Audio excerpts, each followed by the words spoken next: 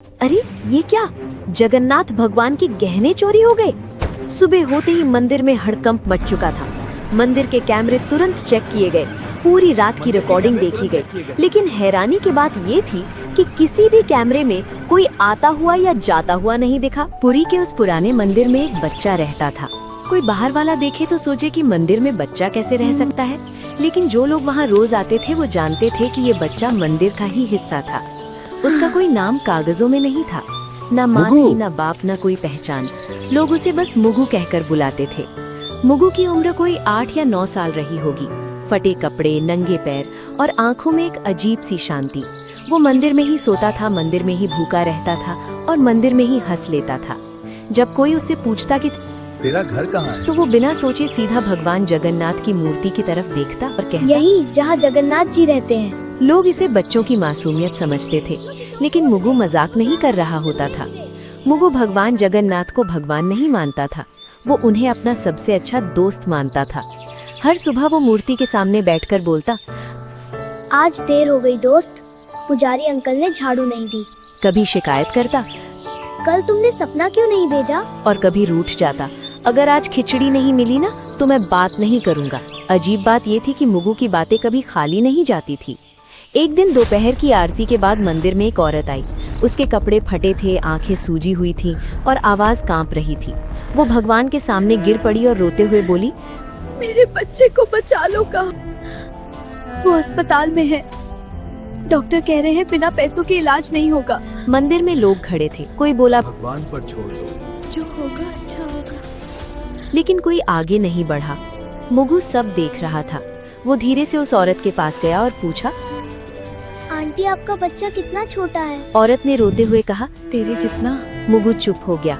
उस रात जब मंदिर बंद हो गया और सब लोग चले गए, मुगु अकेला भगवान के सामने बैठा रहा। बहुत देर तक वो कुछ नहीं बोला, फिर धीरे से पूछा, दोस्त, वो बच्चा मर जाएगा क्या? मूर्ति चुप थी। मुगु की आंखें भर आईं। उसने कहा, अगर उसके पास माँ है तो उसे क्यों ले जाओगे? उसी पल मुगु को ऐसा लगा जैसे किसी ने बहुत पास से कहा हो, मेरी मोतियों की माला ले जाओ। मुगु घबरा गया। उसने मूर्ति की तरफ देखा और सच? बोला, आप नाराज नहीं आप होगे? नाराज नहीं होगे? कोई जवाब नहीं आया, लेकिन मुगु की नजर माला पर टिक गई। अगली सुबह मंदिर में हड़कंप मच गया। पुजारी चिल्लाने लगे, अरे ये क्या, भगवान की मोतियों की माला गायब है। मंदिर के कैमरे चेक किए गए, पूरी रात की रिकॉर्डिंग देखी गई, लेकिन ना कोई आता दिखा ना कोई जाता। तभी एक आदमी बोला, कल रात मैंने उसी बच्चे को मंदिर में घूमते देखा था। सबकी नजर एक साथ मुगु पर चली गई। मुगु कुछ नहीं बोला, उसकी मुट्ठी कांप रही थी। उसी समय मंदिर के बाहर वही औरत खुशी से रो रही थी। वो सबको बता रही थी कि किसी ने भगवान की माला बेचकर उसके बच्चे का ऑपरेशन करवा दिया। मंदिर के अंदर लोग भगवान को देख रहे थे और मंदिर के बीच में एक बच्चा चुपचाप खड़ा था। एक पुजारी ने परेशान होकर कहा, अगर कोई इंसान आया होता तो कैमरे में जरूर दिखता। दूसरे पुजारी ने धीरे से कहा, ऐसा तो तभी हो सकता है जब कोई आया ही ना हो। लोगों में खुसुर पुसुर बढ़ने लगी और हर कोई एक दूसरे की तरफ शक से देखने लगा। उसी भीड़ में एक आदमी ने अचानक कहा, रात को मैंने मुगु को मंदिर में घूमते देखा था। ये बात सुनते ही सबकी नजर एक साथ मुगु पर चली गई। मुगु उस समय मंदिर के एक कोने में खड़ा था और उसे समझ नहीं आ रहा था कि सब लोग उसे ऐसे क्यों देख रहे हैं। एक आदमी ने सख्त आवाज में पूछा, तू रात को मंदिर में क्या कर रहा था? मुगु ने धीरे से कहा, रोज की तरह भगवान से बात कर रहा भीड़ था। में से किसी ने ये कहा। बच्चा हमेशा यहाँ रहता है और इसे सब कुछ पता होता है। किसी और ने कहा। अगर कैमरे में कोई नहीं दिखा तो चोरी इसी ने की होगी। मुगु की आंखें भर आई और उसने कहा मैंने कि कुछ भी चोरी नहीं किया है। मैंने जो उसने बस किया वो इतना कहा भगवान के कि कहने उसने पर जो था। किया वो भगवान के कहने पर किया था। ये सुनकर लोग हंस पड़े और किसी ने ताना मारते हुए कहा, भगवान बच्चों से चोरी नहीं करवाते। मुगु कुछ नहीं बोला और उसकी नजर जमीन पर टिक गई। उसी समय मंदिर के बाहर शोर मच गया, क्योंकि वही औरत भागती हुई आई थी जो कल रो रही थी। वो खुशी से कांपती आवाज में बता रही थी कि उसके बच्चे का ऑपरेशन हो गया है और डॉक्टरों ने जान बचा ली है। उस औरत ने रोते हुए कहा, किसी ने भगवान की मोतियों की माला बेचकर पैसे दिए हैं। ये सुनते ही मंदिर के अंदर सन्नाटा फैल गया और लोगों के चेहरे बदलने किसी ने लगे। मोतियों की माला बेच अब दी थी। सवाल ये नहीं था कि बच्चा बचा कैसे, बल्कि ये था कि माला आखिर गई कहाँ। मुगु अब भी चुपचाप खड़ा था और उसे नहीं पता था कि अगला सवाल सीधे उसी की जिंदगी बदलने वाला है। मंदिर के अंदर अब माहौल बदल चुका था और जो लोग सुबह तक चमत्कार की बात कर रहे थे वही अब सवाल पूछ रहे थे। हर नजर मुगु पर टिकी थी और किसी को उसकी मासूमियत दिखाई नहीं दे रही थी। एक आदमी ने ऊंची आवाज में कहा कि अगर माला भगवान के कहने पर ली गई थी तो वो अभी वापस क्यों नहीं आई? मुगु ने घबराई हुई आवाज में कहा, मुझसे कहा गया था कि वो माला उस माँ को दे आओ ताकि उसका बच्चा बच सके। भीड़ में से किसी ने कटाक्ष करते हुए कहा कि अब बच्चे भगवान के नाम पर चोरी भी करने लगे हैं।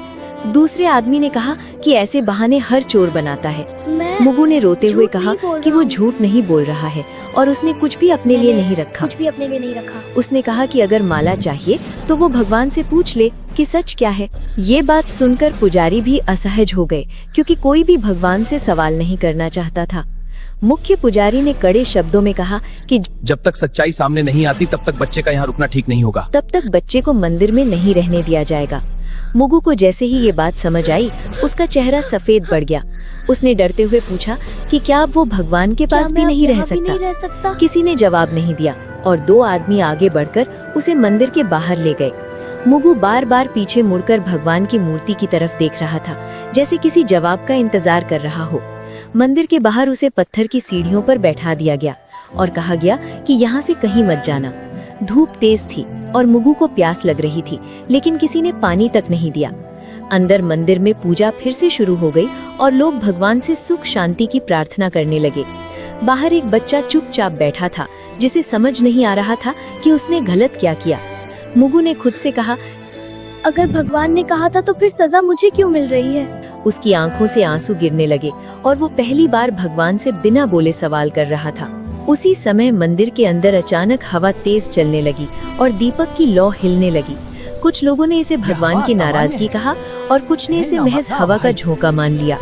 मुगु अब भी सीढ़ियों पर बैठा भगवान की तरफ देख रहा था और उसे नहीं पता था कि ये चुप्पी आने वाले तूफान की शुरुआत। शाम होते ही मंदिर के समिति की बैठक बुलाई गई, क्योंकि मामला अब सिर्फ माला का नहीं रहा था। लोग बाहर खड़े थे और अंदर ये तय हो रहा था कि एक अनाथ बच्चे के साथ क्या किया जाए। एक सदस्य ने कहा कि अगर आज सख्ती नहीं दिखाई गई तो कल हर कोई भगवान के नाम पर कुछ भी उठा लेगा। दूसरे ने कहा, बच्चे को बाहर रखने से मंदिर की शांति बनी रहेगी। मुख्य पुजारी चुप बैठे थे और बार बार भगवान की मूर्ति की तरफ देख रहे थे।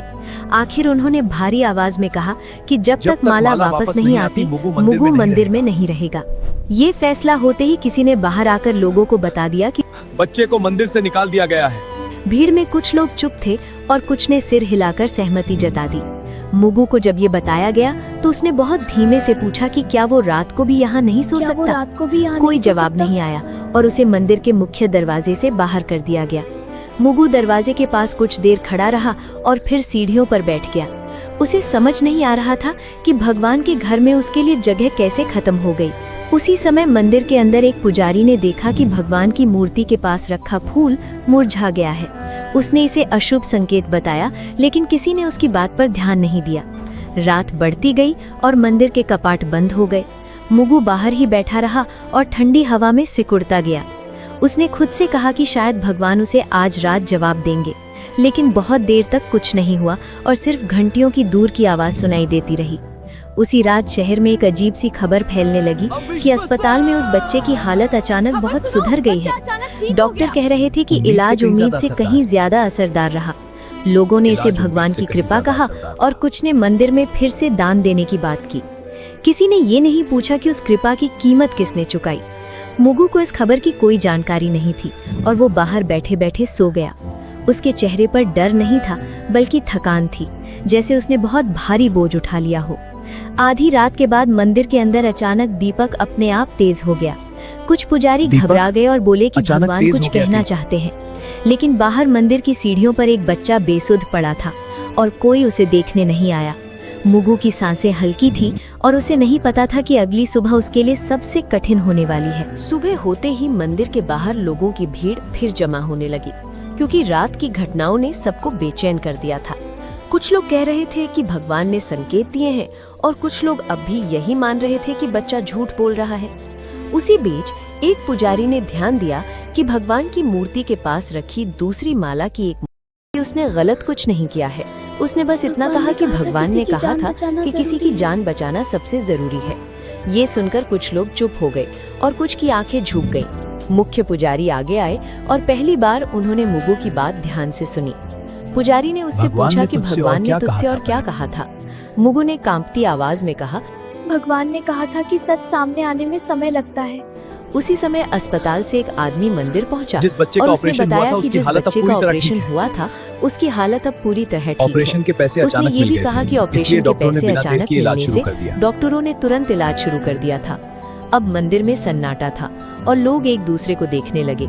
सबको समझ आ रहा था कि अगर माला न गई होती तो शायद वो बच्चा आज जिंदा न होता। लेकिन सवाल अब भी वही था कि माला मंदिर से बाहर कैसे गई। किसी ने फिर से कैमरे देखने की बात कही। जब कैमरे दोबारा चेक किए गए तो एक अजीब बात सामने आई। रात के ठीक उसी समय जब माला गायब हुई थी, सभी कैमरे कुछ सेकंड के लिए अपने आप बंद हो गए थे।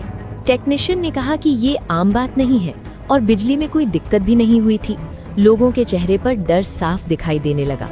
मुख्य पुजारी ने भारी आवाज में कहा कि अगर ये सब सच है तो ये चोरी नहीं थी। उन्होंने कहा कि ये किसी की परीक्षा हो सकती है। मुगु को उठाकर अंदर लाया गया और पहली बार उसे भगवान के सामने बैठाया गया। उसने थकी हुई आंखों से मूर्ति को देखा और बहुत धीमे से कहा कि उसने वही किया जो दोस्त ने कहा था। लोग चुप थे और किसी के पास कहने को कुछ नहीं था। सबको लग रहा था कि सच्चाई सामने आ रही है, लेकिन अभी पूरी नहीं हुई है। मंदिर के अंदर अब सन्नाटा था, लेकिन उस सन्नाटे में भी कुछ लोग सच को मानने के लिए तैयार नहीं थे। एक सदस्य ने कहा कि कैमरे बंद होना तकनीकी गड़बड़ी भी हो सकती है और इसे चमत्कार मान लेना ठीक नहीं है। दूसरे ने कहा कि अगर आज बच्चे की बात मान ली गई तो कल कोई और भी भगवान का नाम लेकर चोरी करेगा। ये बातें सुनकर कुछ लोग सहमति में सिर हिलाने लगे। मुगु को अंदर लाने के बाद उसकी हालत और बिगड़ने लगी थी। उसका शरीर तप रहा था और सांसें तेज हो गई थी। एक पुजारी ने कहा कि बच्चे को डॉक्टर के पास ले जाना चाहिए, लेकिन समिति के एक आदमी ने कहा कि पहले सच्चाई तय होनी चाहिए, इलाज बाद में भी हो सकता है। ये बात सुनकर कुछ लोग असहज हो गए, लेकिन किसी ने खुलकर विरोध नहीं किया। मुगु ने आंखें खोलकर बहुत धीमे से कहा कि उसे अब डर नहीं लग रहा है। उसने कहा कि अगर वो बाहर ही मर जाता तो भी उसने सही काम किया होता। ये सुनते ही मंदिर के अंदर खड़े कुछ लोगों की आंखें भर आईं। उसी समय एक आदमी जोर से बोला कि अगर बच्चा इतना ही सच्चा है तो भगवान उसे क्यों नहीं बचा रहे। ये सवाल ऐसा था जिसे कोई सुनना नहीं चाहता था। मुगु ने कमजोर आवाज में कहा कि भगवान हमेशा किसी को बचाने नहीं आते। उसने कहा कि कभी-कभी भगवान चाहते हैं कि इंसान सही फैसला ले। ये बात सुनते ही मंदिर में कुछ लोगों को गुस्सा आ गया। एक आदमी ने कहा कि ये बच्चा भगवान बनकर बोल रहा है। मुगु ने बहुत मुश्किल से मुस्कुराते हुए कहा कि वो भगवान नहीं है, बस दोस्त की बात बता रहा है। उसकी आंखें धीरे धीरे बंद होने लगी। उसी समय बाहर से आवाज आई कि एम्बुलेंस आ गई है। कुछ लोग राहत की सांस लेने लगे और कुछ अब भी खड़े रहे। जब मुगु को उठाकर बाहर ले जाया गया तो मंदिर के अंदर अचानक तेज हवा चली। दीपक की लौ एक पल के लिए सीधी खड़ी हो गई। कुछ पुजारी डर गए और बोले कि अब देर हो चुकी है। किसी ने पूछा कि किस बात के लिए देर हो चुकी है, लेकिन कोई जवाब नहीं आया। मुगु को एम्बुलेंस में डाल दिया गया और दरवाजा बंद हो गया। उसकी उंगलियां ढीली पड़ रही थीं और उसकी सांस बहुत हल्की हो गई थी। मंदिर के अंदर लोग अब भी बहस कर रहे थे कि सच क्या है। उसी समय एम्बुलेंस के सायरन की आवाज दूर होती चली गई। मुख्य पुजारी ने भगवान की मूर्ति की तरफ देखा और पहली बार उनकी आंखें भर आईं। उन्हें समझ आ गया था कि सही और गलत के बीच का वक्त बहुत कीमती होता है। एम्बुलेंस के जाते ही मंदिर के अंदर एक अजीब सी खामोशी फैल गई और बहस अपने आप रुक गई। लोग एक दूसरे का चेहरा देख रहे थे, जैसे सबको अचानक समझ आ गया हो कि अब शब्द बेकार हैं। कुछ देर बाद अस्पताल से फोन आया और मुख्य पुजारी ने कांपते हाथों से कॉल उठाई। डॉक्टर ने बताया कि बच्चे की हालत बहुत नाजुक है और अगला 1 घंटा बेहद अहम है। ये सुनते ही मंदिर में मौजूद कई लोगों के चेहरे पीले पड़ गए। किसी ने धीमे से कहा कि अगर हमने उसे पहले भेज दिया होता तो शायद हालात अलग होते। एक आदमी ने गुस्से में कहा कि अब पछताने से क्या फायदा, जो होना था वो हो चुका है। लेकिन उसकी आवाज में भी भरोसा नहीं था, सिर्फ डर था। उसी समय वो औरत फिर मंदिर पहुंची जिसका बच्चा अस्पताल से बचकर लौटा था। उसने मुगु के बारे में पूछा और जब उसे सच बताया गया तो वो जमीन पर बैठ गई। वो रोते हुए बोली कि अगर उसका बच्चा बचा है तो उसकी वजह वही अनाथ बच्चा है। उसने कहा कि वो माला नहीं थी बल्कि भगवान का भरोसा था जो बिक गया था। ये सुनकर मंदिर में खड़े लोग सिर झुकाने लगे। किसी की हिम्मत नहीं थी कि उस औरत की आंखों में देख सके। उसी वक्त अस्पताल से दोबारा फोन आया और इस बार आवाज और भी गंभीर थी। डॉक्टर ने बताया कि बच्चे की सांसें बहुत धीमी हो रही हैं और शरीर जवाब दे रहा है। मुख्य पुजारी ने बिना कुछ बोले फोन रख दिया। उन्होंने पहली बार साफ शब्दों में कहा कि ये सब किसी चोरी की कहानी नहीं थी। उन्होंने कहा कि ये परीक्षा थी और हम सब उसमें फेल हो गए। उनकी आवाज में गुस्सा नहीं था, सिर्फ टूटन थी। कुछ लोग रो पड़े और कुछ बस दीवार की तरफ देखते रहे। हर किसी को लग रहा था कि अगर समय को थोड़ा पीछे किया जा सकता तो सब कुछ बदल सकता था। मंदिर के बाहर अचानक तेज हवा चली और धूल उड़ने लगी। कई लोगों ने इसे भगवान का संकेत माना, लेकिन अब किसी के पास जवाब नहीं था। अस्पताल से आखिरी बार फोन आया और इस बार लाइन के उस तरफ सिर्फ सन्नाटा था। कुछ सेकंड बाद डॉक्टर ने कहा कि उन्होंने पूरी कोशिश की, लेकिन बच्चा नहीं बच पाया। ये सुनते ही मंदिर में खड़े कई लोग जमीन पर बैठ गए। किसी ने भगवान को दोष नहीं दिया, क्योंकि अब सब समझ चुके थे कि गलती कहाँ हुई थी। मुख्य पुजारी ने भगवान की मूर्ति की तरफ देखा और बहुत धीमे से कहा कि हमने बहुत देर कर दी। उन्हें एहसास हो गया था कि इंसान जब फैसले टालता है तो उसका अंजाम हमेशा किसी और को भुगतना पड़ता है। मुगु के जाने के बाद मंदिर में पहली बार ऐसा हुआ कि भीड़ होने के बावजूद कोई शोर नहीं था। लोग दर्शन के लिए आ रहे थे, लेकिन किसी के चेहरे पर वो पुरानी श्रद्धा नहीं दिख रही थी। मुख्य पुजारी ने आदेश दिया कि उस दिन कोई उत्सव नहीं होगा और मंदिर में सादगी रखी जाएगी। कुछ लोगों ने राहत महसूस की, लेकिन कुछ को लगा कि ये सब दिखावा है। उसी दिन शाम को खबर फैली कि अस्पताल में उस बच्चे की माँ अब भी बैठी रो रही है। उसने कहा कि उसका बच्चा तो बच गया, लेकिन जिस बच्चे ने उसे बचाया वो चला गया। ये बात सुनकर कई लोग पहली बार घर जाकर चुपचाप रोए। किसी ने किसी को नहीं बताया, लेकिन हर किसी के भीतर कुछ टूट चुका था। अगली सुबह मंदिर के एक कोने में सफाई करते समय एक पुजारी को फर्श पर कुछ पड़ा मिला। वो एक छोटी सी पोटली थी जिसे मुगु हमेशा अपने पास रखता था। पोटली खोली गई तो उसमें कोई पैसा नहीं था, कोई खिलौना नहीं था। उसमें बस एक पुरानी रुई की माला थी और एक कागज का टुकड़ा। कागज पर मुगु की टूटी फूटी लिखावट में लिखा था कि अगर भगवान की माला वापस आ जाए तो किसी को सजा मत देना। उसने ये भी लिखा था कि दोस्त ने कहा है कि सही काम का इनाम हमेशा जिंदा रहना नहीं होता। ये पढ़ते ही मुख्य पुजारी की आंखें भर आईं और उन्होंने कागज चुपचाप मोड़ लिया। उन्होंने किसी को वो पंक्तियां जोर से नहीं पढ़कर सुनाई। उसी समय एक और अजीब बात हुई जिसे सबने महसूस किया, लेकिन कोई बोल नहीं पाया। भगवान की मूर्ति के गले में अगली सुबह मोतियों की वही माला वापस दिखने लगी। कैमरे फिर चेक किए गए, लेकिन इस बार भी कुछ नहीं दिखा। ना कोई आता दिखा, ना कोई जाता, बस माला अपनी जगह पर थी। कुछ लोगों ने इसे भगवान की लीला कहा और कुछ ने इसे अपनी गलती मान लिया, लेकिन इस बार किसी ने ताली नहीं बजाई और किसी ने जयकारा नहीं लगाया। मुख्य पुजारी ने धीरे से कहा कि ये माला वापस नहीं आई है, बल्कि हमें वापस मिली है। उनकी आवाज में आदेश नहीं था, सिर्फ स्वीकार था। उसी दिन मंदिर के बाहर एक छोटा सा दिया जलाया गया, बिना किसी घोषणा के। लोग आते गए और चुपचाप दिए के सामने सिर झुकाते गए। कोई नहीं जानता था कि ये दिया किसके लिए है, लेकिन सब समझ रहे थे। मुगु का नाम किसी ने नहीं लिया, लेकिन उसकी कमी हर किसी को महसूस हो रही थी। शाम ढलते ही मंदिर के बाहर एक बच्चा आकर सीढ़ियों पर बैठ गया। वो मुगु जैसा नहीं दिखता था, लेकिन उसकी आंखों में वही इंतजार था। एक आदमी ने उसे देखा और कुछ देर तक खड़ा रहा। उसके मन में पहली बार ये सवाल उठा कि क्या वो आगे बढ़ेगा या फिर देर कर देगा। अगली सुबह मंदिर हमेशा की तरह खुला, लेकिन माहौल पहले जैसा नहीं था। लोग दर्शन के लिए आए, सिर झुकाया और बिना ज्यादा रुके बाहर निकल गए। मुगु की बात अब कोई जोर से नहीं करता था, लेकिन हर कोई उसके बारे में सोच रहा था। मुख्य पुजारी ने उस दिन बहुत कम शब्दों में पूजा करवाई। उन्होंने भगवान से कुछ मांगा नहीं, बस चुपचाप हाथ जोड़कर खड़े रहे। मंदिर के बाहर वही आदमी उस बच्चे को लेकर फिर आया। इस बार बच्चे ने डर के बिना सीढ़ियों पर कदम रखा। किसी ने टोका नहीं, किसी ने सवाल नहीं किया, जैसे सब समझ गए हों कि कुछ सवालों का जवाब नियम नहीं होते।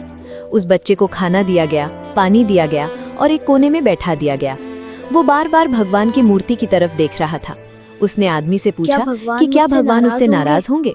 आदमी ने कहा कि भगवान कभी बच्चों से नाराज नहीं होते, इंसानों से होते हैं। ये सुनकर बच्चा हल्का सा मुस्कुराया, ठीक वैसे ही जैसे कभी मुगु मुस्कुराया करता था। शाम को मुख्य पुजारी बाहर आए और पहली बार लोगों से बोले। उन्होंने कहा कि भगवान ने किसी से माला को मुख्य पुजारी बाहर आए और पहली बार लोगों से बोले। उन्होंने कहा कि भगवान ने किसी से माला वापस नहीं मंगवाई थी, बल्कि हमें हमारी इंसानियत याद दिलाई थी। उन्होंने कहा कि भगवान की सबसे बड़ी पूजा समय पर लिया गया सही फैसला होता है। भीड़ में खड़े कई लोगों की आंखें भर आईं। मंदिर के बाहर जल रहा दिया अब भी जल रहा था, लेकिन अब वो किसी की मौत की याद में नहीं बल्कि एक जिम्मेदारी की तरह जल रहा था। वही औरत जिसका बच्चा बच गया था मंदिर आई। उसने उस बच्चे के सिर पर हाथ रखा और कहा कि कुछ कर्ज कभी उतरते नहीं हैं। बच्चे ने उसका हाथ पकड़ लिया। उसे शायद पहली बार लगा कि वो अकेला नहीं है। मंदिर की सीढ़ियों पर खड़े होकर आदमी ने आखिरी बार अंदर देखा। उसे लगा जैसे भगवान चुप नहीं है, बस देख रहे हैं। और उस चुप्पी में एक बात साफ थी, भगवान हमेशा किसी चमत्कार से नहीं, कभी किसी इंसान के फैसले से काम करते हैं। मुगु अब वहां नहीं था, लेकिन अगर कोई आज देर नहीं करता तो यही उसकी सबसे बड़ी मौजूदगी थी। कहानी हमें ये सीख देती है कि कई बार बच्चे घर से पैसे ले लेते हैं या चुरा लेते हैं तो माँ बाप बहुत गुस्सा हो जाते हैं और जाने क्या क्या कह देते हैं। मगर हमेशा याद रखिए, हर कहानी के दो पक्ष होते हैं। चाहे एक पक्ष आपको कितना भी सही या कन्विंसिंग लगे, दूसरे पक्ष को भी सुनना चाहिए। पहले ये जानिए कि उस बच्चे की स्थिति और परिस्थिति क्या है, उसके बाद ही कोई निर्णय ले और उसे प्यार से समझाएं। अगर आपको ये कहानी या इसकी सीख अच्छी लगी हो तो कमेंट में जय जगन्नाथ लिखें और इसे दूसरों के साथ भी साझा करें ताकि वे भी इससे सीख सके। जय जगन्नाथ।